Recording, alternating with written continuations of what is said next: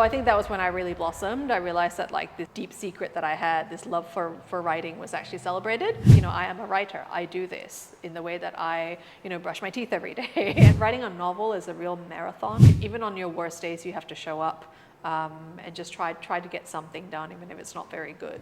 And if it is central to you, if it has meaning for you, and if it makes you feel alive, then protect it. Today we're here with Balli, who is an author. I've got a few of her books in my hands. Balli, how are you? I'm good. How are you, Adam? Good, thank you. Balli, tell everyone who you are, what you do, and we'll go from there. I am a novelist. I write fiction. I also teach and mentor people who want to write their novels. So I do a little bit of that, and I speak about a lot of the themes that are in my writing. So I do sort of speaking engagements, and I teach workshops. So some of the things are like the empowerment of women globally, minority voices, things like that. Amazing.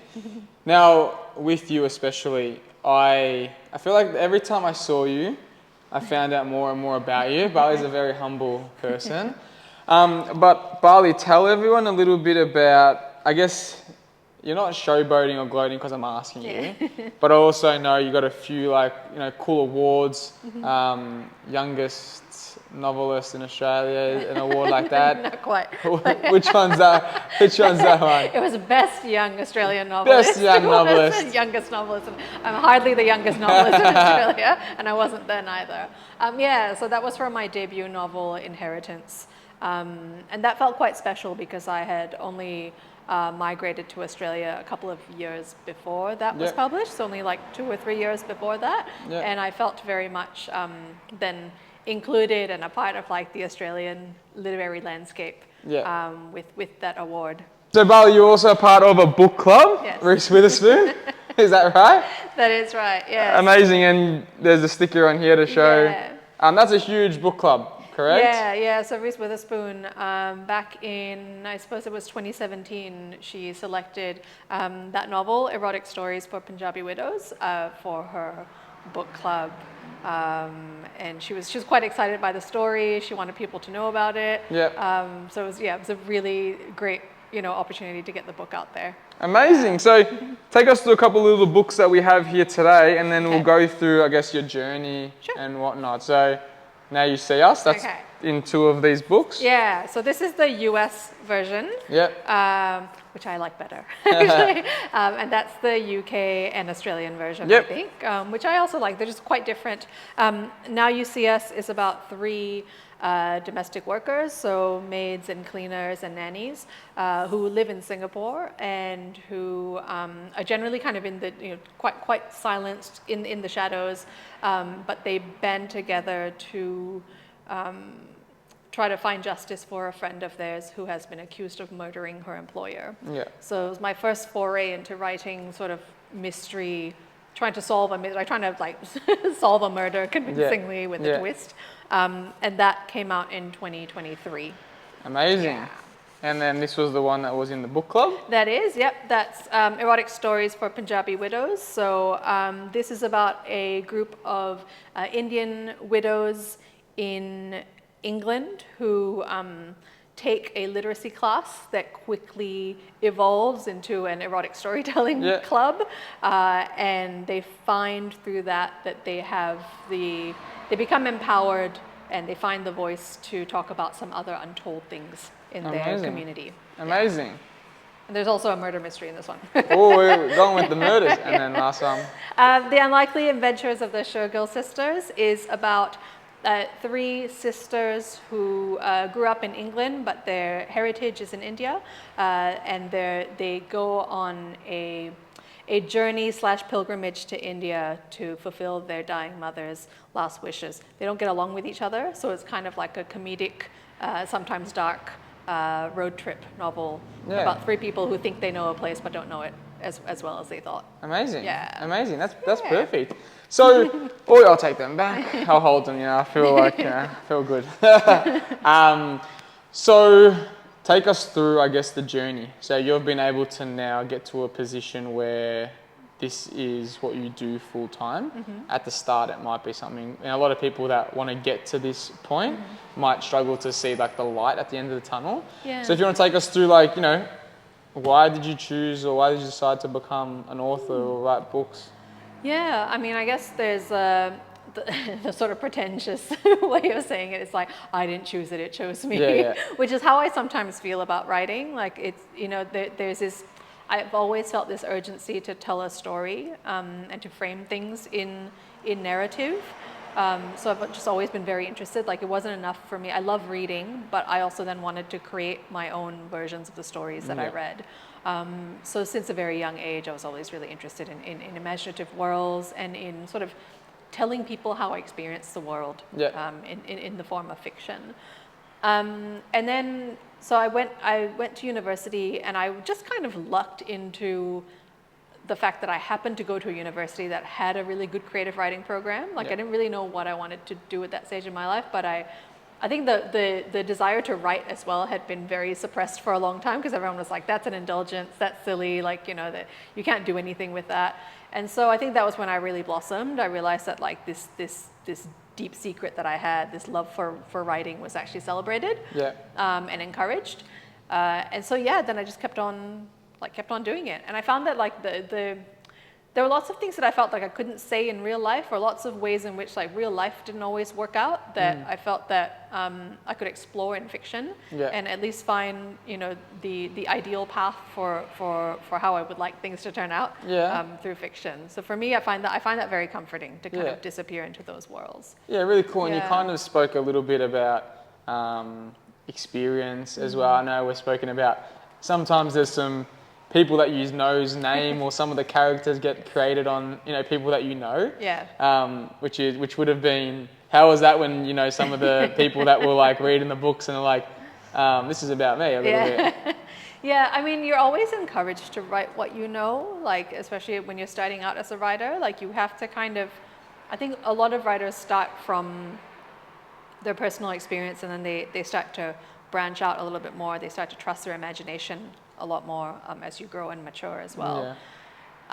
So my first two novels, which I haven't mentioned here, I didn't bring copies of those, but those two were very much based on sort of family stories from my life growing up in Singapore. And I do get nervous even now when I've, you know, distanced myself quite a bit from real life, and I'm writing more imaginatively. I do sometimes think about situations or people who might recognize themselves in fiction, and I think it's always valuable to think about the fact that there's a quote, sorry, I'm going to mess it up, but it's a quote about how you should, if people wanted you to write well about them, they should have behaved better. All right, that's good. But also that your story is yours to tell. Yes, of course. You know, like whatever you're going to be writing about, it happened to you. It happened in the way that you experienced it, and you have a right to write it how you want. If someone else has a different version of that story, they're welcome to write their own story as well. But if you have the power of the pen, then you should use it. Yeah, amazing. So you discussed, you know, there were two other books. Were they your first two books? And when did it start to be like, okay, this could be a full-time, you know, role, or like, and we can discuss, you know, I think I asked you recently, like, how do you actually make money? Well, we can discuss that too. But so your first couple of books, like, when did you start to be like, or what signs was it, this is working? I think it's still all very arbitrary. I think you can write a lot of good fiction for your entire career and not, you know, break even with the advance that you get. So I don't know what the answer is specifically, because I do think that there's a lot of luck involved, but there's also a lot of preparation on your part that's involved. There's also a lot of, you know, being persistent, you know, working at it, making sure that you take feedback into consideration as well. I think a lot of people give up writing something, or even like they might write a whole manuscript and then it gets rejected a few times, which happens to all of us, happened to me a lot. And then just go, okay, this isn't for me, because it's a lot of work without a definite reward, in the way that, like, I don't know, an engineering degree or something would be. You do the work, you put in the things, I don't know anything about engineering, but you get paid, right? You get a job, and there's this very clear path. I think for me, The goal was actually always to write fiction, to have the time and the space to write fiction, and also do something else that didn't get in the way of the writing of fiction. Okay. And for me, it was teaching. Although I was a full-time high school teacher, and that did take up a lot of space. So now, because I do I do a little bit of mentoring, a little bit of teaching here and there, but there are periods as well where I just write full-time. Yep. That for me is ideal. Okay. Because I actually do like stepping out of the work that I'm doing, because it all feels very just in my head. Yeah. I do like stepping out of that and just meeting people, especially young people who want to write. Like, that is incredibly rewarding to sit with them and be like, okay, let's figure out how to shape your story. Yep. And they don't have to want to be professional authors. They don't have to, want to do this, but it's just helping someone put to words an idea that they have in their heads for whatever reason, even if it's just for well-being, even if it's just because this thing happened and they need to put it in writing to make sense of it. Like, just even doing that is just incredibly fulfilling. So I love doing that. Amazing. Yeah. So you currently balance, maybe writing your next novel, if there is a novel in the picture, and that teaching side. Yeah. Now, which book or how many books have you written? Or released? So I've written 5 books for adults, and I've got 1 book for young adults coming out in October. Oh, amazing! Yeah. Get the little drop right now. Yeah. We got the early insight. The Unpronounceables coming out in October. That's a great voice. So then, out of the 5 books that you've already written, at which point was it the second book that it kind of took off a little bit? It was the third. So it was Erotic Stories for Punjabi Widows. Oh, that was that was one. the Reese Witherspoon one. Yeah. Ah, yes. Because that was more commercial. So there are different genres of fiction, as you would know. There's obviously like the mystery, thriller, horror, whatever, and then there's also just different markets. And if you're writing things that are generally more commercial, then they're more sort of mass market appealing. And my first 2 novels were more classified as literary fiction, which I loved to write and I loved to read, but they tend to have smaller audiences because it's more your readers are also sort of writers themselves. They're also sort of they're readers. And I enjoyed writing those things, but I also found it quite arduous. Like, I found it I think I got to a place as well where when I was reading fiction where I really wanted the plot to kind of quicken up a little bit. I wanted a little bit more, a bit more high stakes adventure, I suppose, in the books that I was reading. And so then it translated to the books that I was writing as well. So I think I've managed to blend my passions and interests with the sort of the commercial success of writing something that has mass appeal. Yeah, cool. Yeah. So obviously you're saying, you're reading a lot of books and you're like, I wish it went quicker at this point or quicker at this point. How do you kind of curate ideas? You can see a lot of movies or a lot of people that are directed by the same people. They constantly have some sort of similar theme and things like that. I guess you've read so many books. How do you constantly keep curating a new kind of story that is quite unique away from... Is that where the experience side comes in? A little bit, and then there's a sort of a funny line that you have to toe, because you don't want to be writing the same book over and over again, and you're warned off of that as well, right? Like, publishers don't want to see you just writing duplicates of the same thing. But at the same time, you do get discouraged a little bit when you're like, I want to venture into a new genre. I want to write something really much more serious, because then they don't know how to market it. Because as you can see from some of my books, the covers are quite similar to each other. Yeah. Even though the books are a little bit, they're different, I'd like to think. But the publishers have this ready-made audience already. Okay. And they're like, there's a ready-made audience who are going to walk into a bookstore and their eyes are going to be trained towards that thing that feels familiar. Even if it's something new, it's still there's a certain aesthetic, and a certain kind of packaging and marketing and a certain synopsis of a story that they're like, oh, okay, we've already created that audience. So when you try to branch out into something very different, your cover looks different. You're suddenly in a completely different shelf in the bookstore. they're afraid that you might lose your audience. You might gain a new audience though, but that's a risk that makes them nervous, I think. Yeah. So yeah, sometimes those forces kind of shape you to think within a bit of within some limitations. Yeah. And so I've had to just have those conversations with my literary agent, you know, and say, look, I fear that I'm going to be writing the same thing forever. Yeah.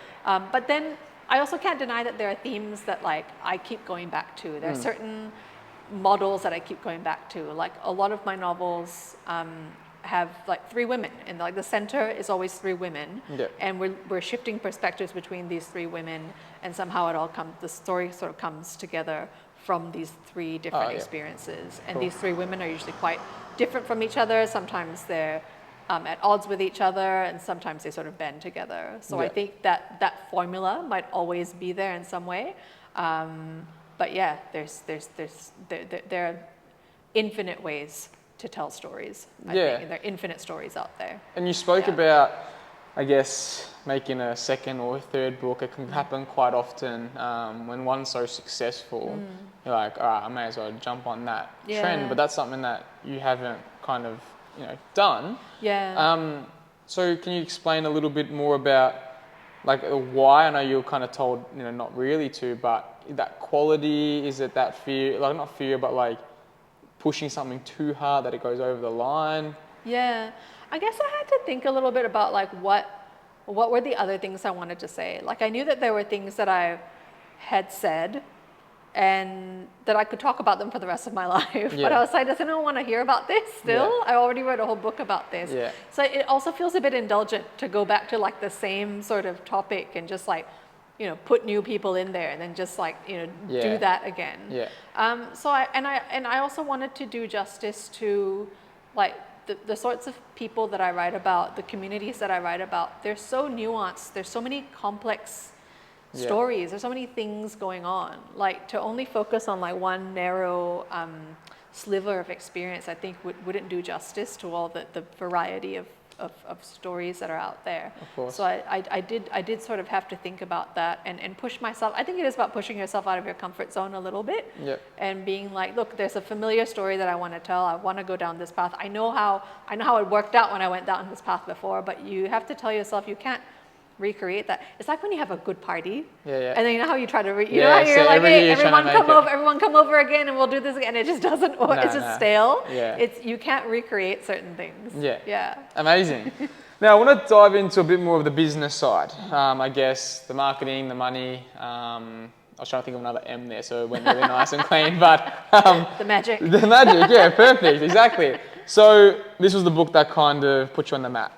Now, what was it about this book, not only being on the book club, but was it tapping into an audience, or was it tapping into an audience that might be, you know, around the world? Like, is there a specific audience in a specific country that's really kind of like who you appeal to the most? Yeah, so I guess people who follow Reese Witherspoon. Yeah. it's a whole country.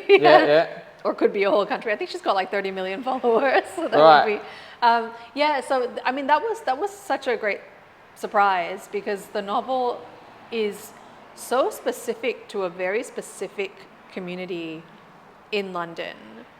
And some very specific things that happen in that community as well.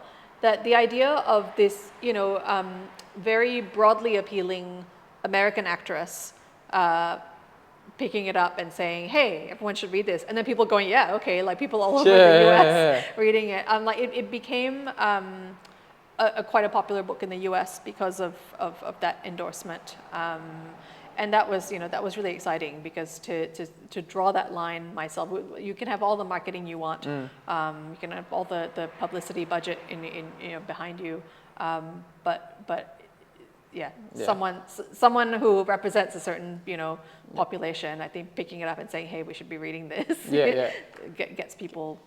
So would you say a lot of your audience is in the US? A lot of my audience is in the US. A lot are in Southeast Asia and India. So South Asia as well. I guess when you tap into an audience with such a large population, then it's just kind of just getting into that audience, which, you know, you wrote a good book, so you know it did the job. I guess how do you take words that you've written to a published book? Is there agents? Is there publishers? Like, how do you get it from your brain to in my hand? So it depends on which sort of route you want to go down. Some people will go directly to the publisher because they want, like if it's a small publisher, some publishers don't rely on agents recommending the book to them. And then if it's one of the big five, so those are the big commercial publishers, then the first gatekeepers are going to be literary agents. So you actually have to have a literary agent say yes to the work. Okay. And say, yes, this is something that I think that I can sell, I can represent. And then of course they take a cut. But you know, they also get you the best deal from the publishers. They do the negotiating. They fight the fights for you as well, which I find very handy. Yeah. And yeah, so there's, you know, there are these different gates that you have to cross. I would say even before all of that, though, just even in the writing, like a lot of people will write a novel, they'll write all 80,000 words, and then they'll be like, I'm done. It's edited, because I edited it, and it's done. But it actually probably isn't. Like there's a lot of feedback that you need to get from, like, you know, other people, like people who should read it. You should get a manuscript appraisal. So you should get someone to actually look over the manuscript and really, you know, point out all the issues that you cannot possibly see because you're the writer.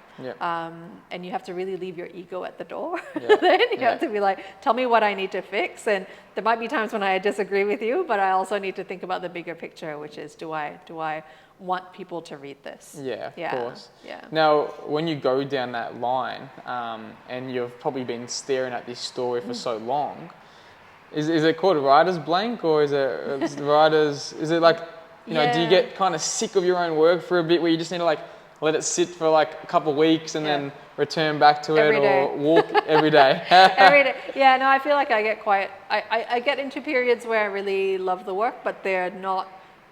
They're few and far in between. Like I feel like most of the time, especially in the first draft stage, like the blank page stage where you're sitting down and you have to create things, it's just hard. Like it's really like pulling teeth sometimes. Sometimes you get into the flow, you really see what's happening, you get really excited, and then it just goes, and then that doesn't last for very long. It goes nowhere. No, and then the next day you go, oh God, this again.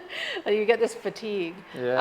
Editing is fun though. Like editing, like once you've written down the messy draft, actually, like, you know, it's like throwing down clay, right? And you know, trying to, I don't know anything about sculpting, but I imagine that, you know, if you're making a vase, I imagine at first it's this, you know, quite a general sort of blob of a shape. And then when you get down to the chiseling and the really refining, you shape it. That's the exciting stuff. And that's where the story really starts to emerge. And you start to you see it as this thing that has come alive, and not these words that you've tried to put together to try to build a picture. Yeah, amazing. So then going from that, like obviously it's a lot of work, or probably a lot of thrown out stuff that you might have started, and then eventually you might just get into a craze where you just like, you're up all the time just writing it because you're like in that sweet spot. How do you then monetize it? Like people who might want to become authors and want to know, how do I actually make money? This, like you said before, there might be people who just break even their whole life, and then there's other people who, you know, are able to create more of a income stream from it. How do you generate revenue? So there's a portion of, there's some revenue that you can make off of, you know, getting a sizable advance for the novel, or getting royalties for the novel. I would say like that's quite arbitrary. And that really depends, again, like just now when I mentioned luck, I wasn't just being sort of humble, but it is really like about the market forces, about, you know, what someone somewhere in the world of publishing decides should be the book that everyone should read. And that can be very arbitrary. You know, that can depend on just like what's going on in the world and what do we think people should read, and it is really shaped by a lot of personal preference. I would say before I started writing, you know, more commercial fiction, and when I was thinking, oh, I just want to write and like teach writing, and that I'll be so happy, what a nice life, you know, I just get to do that. I found that there were lots of ways to leverage the book itself as a bit of a business card. To say, you know, hey, I've written a novel about all these topics. There are all these things that come up in my novel. So like in my first novel, Inheritance, it was about the ripple effect of mental illness in a family over generations. And it was about the effects of like a very modernized sort of built up city, the effect of that on a family that was more traditional and still trying to, you know, cope with the pace of change in their lives. All of that is stuff that people want to talk about. All of that is stuff that you can, you know, give speeches at schools about. You can teach workshops about. You can teach writing workshops about that stuff. You can write op-eds for newspapers about that.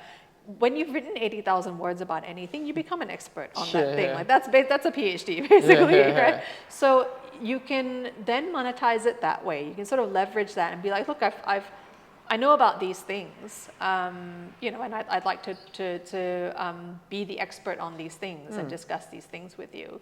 So I think that if you sit back, if you write something, you sit back and you say, okay, wealth come my way, and you sort of wait for the monetizing to happen, you might be doing yourself a disservice because it is very much based on forces that are around you. But I think that if you leverage the work, and you put yourself forward as an expert, and you see kind of what the trends are out in the world in terms of storytelling. Like now, like corporate storytelling, for example, storytelling is like one of the KPIs that a lot of CEOs look for in their employees in the C-suite. So I've done like corporate storytelling talks, which have been quite lucrative as well. Again, great gig, talking about stories like something like this to an audience of people who are just, you know, interested in the skills of narrative building. Stories are never going to leave us. They're too innate to human survival. We love stories. We rely on them to sort of know about the world around us, and we need them. They're deeply human. So, you know, there are always ways to benefit, I think, from storytelling. Amazing. So you released the book. I know you've kind of mentioned that you've got, you know, you've used this as like a bit of a resume in one state, and that was before you knew what success this was going to bring. So, you know, once this book kind of made it a bit bigger or a lot bigger, and, you know, more books came with it, is there a point, because I know we spoke about like people sometimes buy the rights to movies and or like, so what other ways can people, you know, also as an author, once the book actually starts making sales, is there a certain like percentage everyone takes before you get it, or is there, Yeah, I mean, you as the author end up getting like a very small percentage compared to everyone else, and it's an unfair model. It shouldn't be like that, but you know, it's not going to change anytime soon. There is a self-publishing route that some people take as well, which is that, you know, they get all of the profits and stuff, but then they also have to have all that expertise and all that access to bookstores and you know, cover art and all that stuff, which I don't personally have. But some people do very well with self-publishing. On Amazon and such. I've also made some revenue from film rights being sold. So Erotic Stories, the film rights to that novel, those were sold, gosh, like almost 10 years ago now. Oh, wow. So still waiting for the actual film to be developed. But meanwhile, you do get, I do get sort of an option fee that, you know, every, I don't know, 2 years or something. And the same went for the other two novels as well. Although for one of them, or for two of them, maybe the film rights have expired. So if anyone's looking, and that's the thing too. It's all, again, like I said, it's arbitrary. It's very much based on what's out there. Something can get very close to development and just not happen. So I know I personally like prefer to. In some ways take things into my own hands by making sure that, like, you know, I could create, even though I wasn't consciously thinking of it as like creating a brand, there is a particular brand around me as an author, so that I can speak at things and I can, you know, write things for publications or whatever it is to, or collaborate as well. Some really interesting things that have come from my books. I think from Inheritance, I collaborated on a short film that was made out of it for a festival in Singapore. Collectively from my books, I was also commissioned to write like a script for a a museum exhibit for like a series of short films for a museum exhibit. So stuff like that. It's just like, working artist stuff that's very satisfying and fun. And it's because I have, I guess, developed this reputation as someone who writes about these things and can talk and can do something creative based on all of these ideas. Yeah. And when someone does buy the rights to, make a movie out of a book, how much involvement do you have in that? Because you hear a lot of movies where they're like, the book was so much better than the movie and stuff like that. So, how much element or involvement do you have when it comes to that? I think that depends on how you negotiate your place in that project. So some places will give you like the consulting, like they'll give you like a consulting role, for example. Like they'll say, we'd love you to be involved and we'd love you to kind of approve of the script. Others might even give you a lead screenwriter role, or a you can be one of the writers in the writer's room if it's a TV series, and you sort of negotiate that. I don't have any particular interest in writing the screenplay. I think screenplay is a whole different art form, and how a work has to be shaped for a feature film is very different from how a work is shaped as a novel. So I don't really, I never really pushed for that. I do like the idea of consulting. I do, and I have, been consulted on the screenplay for erotic stories. And that's kind of fun to kind of see. But it does already feel very different from the book. And I'm kind of okay with that because it is a different project. It is, it's not like someone is saying, hey, I'd like to rewrite your book. They're saying, I'm going to adapt it, and adapt is the key word there. I'm adapting it for the screen. And if it's adapted for the screen, it's going to reach an audience in this particular format, and it's going to be 2 hours long, and there's going to be a lot of visual effects, and there's just all these different elements that the book doesn't do. So I'm quite happy to take a back seat. That's exciting. That'd be exciting. Is there a trajectory of when that might get made, or just kind of in? I've been made a lot of promises. I've heard that this year things are supposed to. The wheels are supposed to be in motion, so things can start actually happening this year. Amazing. Yeah, but it's been a while. Amazing. Now, I guess, what did success look like from when you initially started writing books? I know you mentioned about, you just wanted to write them at the start and then create your own resume, but how did it look then? And then how does it kind of look now for you? Because I know you've also traveled, worldwide, kind of showcasing everything. I think for me now, at the stage of life that I'm in now, with small children, and like I put roots down in a place, like I'm very, I'm never moving anywhere again. For me, success looks like flexibility. It just looks like having the time to write when I want to not be interrupted by work, not feel like, oh gosh, I have to choose between my writing, which might not be very lucrative. We don't know, right? What's going to happen with the new novel. So I choose between that and this job, which pays. So not having to necessarily choose between those things, feeling like I can actually carve out the time for writing and for reading, which I love to do, which feeds my brain as well. It's just that balance, I think, and to be able to do all the other things. I know that when I was starting out, and you talked about this a bit with the gym as well, with like how there was like 5 years where you were just like really focused and really like, you had blinkers on and you're like, no social life, no partner, nothing. I was like that, with my first book. I was just so like, and like now I can take the time to like, meet friends and be very sort of deeply involved in my community.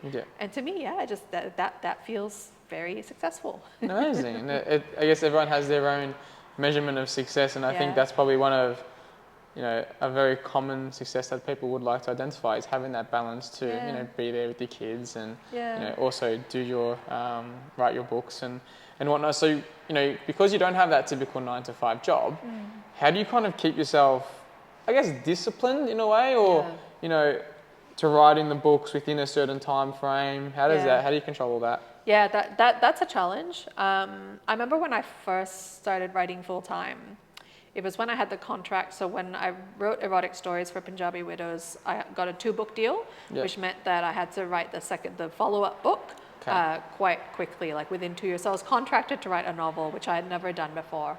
And that was exciting. It was nice that someone was paying me in advance to write a book. Yeah. But at the same time, like suddenly I had all this time. Yeah. And I would like wake up in the morning, I'd be like, I'm going to commute to my desk. Like 3 steps to my desk, get a cup of coffee. And that was actually when I started kind of scrambling to fill my timetable a little bit, fill my schedule with a bit of teaching, a bit of mentoring, a bit of tutoring, something to give the day some shape. Yes. Because, and then also I would give myself some goals about how much I should write by the end of the day, how much time I should spend on writing is what I do now, so little blocks of writing, and not be too hard on myself as well if the writing isn't of the best quality, because it's more about just getting it down, and making sure that you've sat down and you've not indulged in kind of being like, oh, it'll wait, I can do it tomorrow. Of course. So you do have to be, you also have to make sure that the time that you spend on that thing is non-negotiable. Because, when it's something like writing, and I imagine something like with exercise as well, like it kind of gets pushed into like leisure by other people, like, oh, that's a hobby. Oh, that's a hobby. That's your little thing that you like to do on the side. And you need to make sure that the people around you are supportive of writing as this solid thing in your day that is as important as the work that they're doing. And that you can't compromise on that. Of course. Now, when you get those, I guess, 2-book deals and you're traveling the world and you're showcasing, your brand and your business and your books, do you feel some sense of imposter syndrome? Like, is that something that comes into your mind? Yeah, all the time. I mean, you are... sometimes at writers festivals with these like major authors, people that you read and like you admired, and you really look up to, and you're like, who wants to listen to me say anything about my silly little book? So there's a little bit of that. There's also a little bit of fatigue that sets in when you're, like I remember there was this 1 2-week stint I think I did in North America, where I was doing a bit of like promoting the book, and I was a keynote speaker for this foundation there. So it sort of all led up to that. And on one hand, of course, you want the attention for your book. You want people to read your book. That's like the whole point. You don't necessarily want the personal attention on you. Like, you don't want people like being like, coming up to you and being like, where did you come up with the idea for this? Or what is it? Like, it's still very personal, and it does feel very strange for people to think that they know you as well, because you've written something that they connected with. And I think this happens a lot with nonfiction writers in particular, because they write such personal secrets, and suddenly everyone's reading them, and then people assume this relationship with them.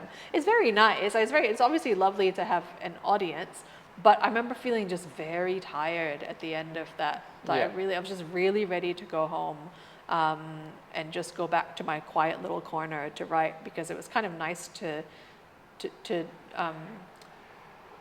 have all of the things that I think to have all that world building just be in my head. It was it's sort of precious in that way. And once it gets out there, it feels so public. It feels like everyone suddenly knows this. And I want to kind of bring it back, swallow it all back, and just contain it again. So that happens. And I think it's pretty it's a really good insight, because a lot of people who are trying to do things, they're like, you got fans, Balli. Like, you have fans. Like, that's the thing that I think I didn't realize until recently when we were having a chat. It was like, people in other countries, like, they're your fans, which is, I think it's pretty cool. 2 more questions I just wanted to kind of ask. You've kind of shown a little bit, I guess, of what the next step in your career looks like. It looks like you're tapping into, or you mentioned, young adults. What does the next, couple of years kind of look like? Is this... and then why do you think you've changed, not your audience, but now you've kind of made a bit of a pivot? Well, I've made a bit of a pivot just with this novel, because it just suited the young adult world. Like, it was about a teenager, and it was based on some of my experiences being a high school teacher.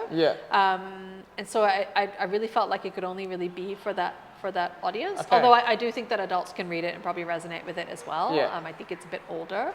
But I think, so I moved back to Australia 2 years ago, and while none of my fiction actually has really been set in Australia. I think that's the next move for me. I think I would really like to write fiction set here. Yeah. And while of course there's a bit of risk to that, because things that are set in the US and the UK tend to get this sort of global audience because of the way that stories from there are sort of distributed around the world. I just think there's so much potential for rich stories here. There's so much good fiction here as well that just doesn't get to people on the other side of the world. Like there's so much fiction that I'm sort of discovering that's been around here for a long time. So I would say that's the next step is writing stories and novels set in Melbourne. Oh, amazing. In Brunswick, in this gym. I've heard, so if my name is in a book. AJD, scandal. So Adam walked in this day, I was like, it's me, it has to be me. He has no hair, and then I know it's definitely me. He really described my character. Balli, if anyone, like you obviously do this, you teach it, if anyone listening, is looking to go down this line of work or this business, what's some advice that you would give to someone? Gosh, that's a hard one. I always get asked this question. I never know what to say. I would think protect your time. Yep. I think is what I mentioned before. Because I think that writing and the arts in general are just seen as such sort of silly, indulgent things that we do on the side. And if it is central to you, if it has meaning for you, and if it makes you feel alive, then protect it. So think of it as a non-negotiable. Think of it as something that you do. And not just something that you want to do, but like, I am a writer. I do this in the way that I, brush my teeth every day. And you don't have to write every day, but just keep it as a central thing in your life. And also, like, the thing with writing anything is that it's, I read work by students all the time that is, like, the talent is so clear. The writing is so strong. It's stronger than anything I could write sometimes. I read stuff by, 20-year-olds and I'm like, wow, this is incredible. But then we see so few of those things actually become novels because they didn't just stay the course. And like continue to work on that and continue to capitalize, I suppose, on that talent. So I think that persistence, that real, like writing a novel is a real marathon. And you just have to, even on your worst days, you have to show up. And just try to get something done, even if it's not very good, because it gets you just a little bit closer. Even if it's closer to like a shitty draft, it's still closer to something on the page that can be shaped. Amazing. Balli, thank you very much for coming on today and sharing us a bit about your experience and how an author generates revenue, and a lot of questions that I've had and I already asked, but had a few more, and I know we're not in with 1,000 people. We haven't got all your fans, in front of us, but I appreciate, I really do appreciate, you sharing your story today. Thank you so much, Adam. Thanks for having me. No worries. If you found this episode useful, be sure to follow along with the remainder of our 30 in 30 series. And if you want to support this business, be sure to check out the details below.